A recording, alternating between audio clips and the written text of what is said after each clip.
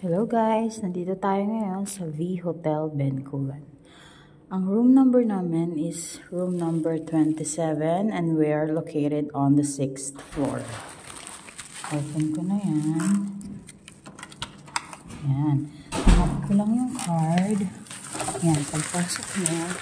Yan. Close ko lang. Bali, dalawa yung key card namin. Isa sa for the aircon. Isa sa lock. For the lock. Yan. Pagpasok mo, yan. Very small lang ang room nila, pero okay naman siya. Maraming amenities. Yan, may mga sabitan. Yan, sorry, may mga kalat kami ha. Merong queen size bed.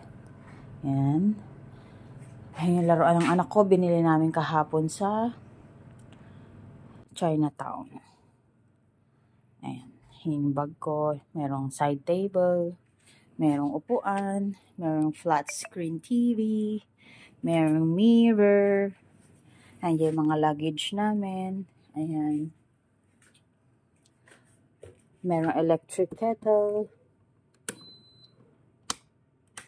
buksan ko lang yung ilaw guys, ayan, ayan, ayan yung ng anak ko. Meron sila electric kettle, may tea, may coffee, may mug, may telephone, and meron din silang closet. Merong safety deposit box, meron ding mini fridge. Yan, may nilagay na akong ano dyan, mga ano,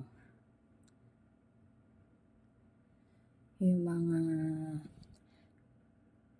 mga chocolates, nilagyan ko. Meron ding Dutch meal. Yan. May mga hanger. Parang dilim. Yan, sarado ko na. Ayan. Tapos ito ang view ng aming room. Yan, city view.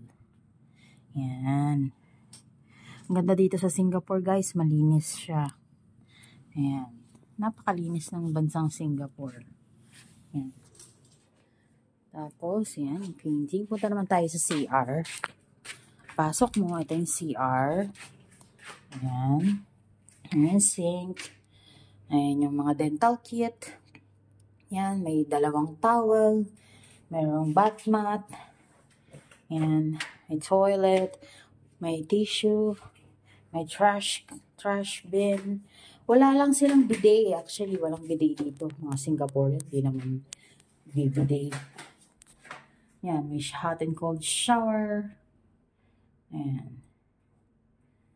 Ayan. Ayan lang siya guys. Mayroon ding mirror. Oh. Ayan. Tapos merong hand and soap ba yan? Shampoo. May shampoo din. Ayan na. Ito lang siya guys. Simple pero maganda rin. Okay guys. See you soon on my another vlog. Thank you.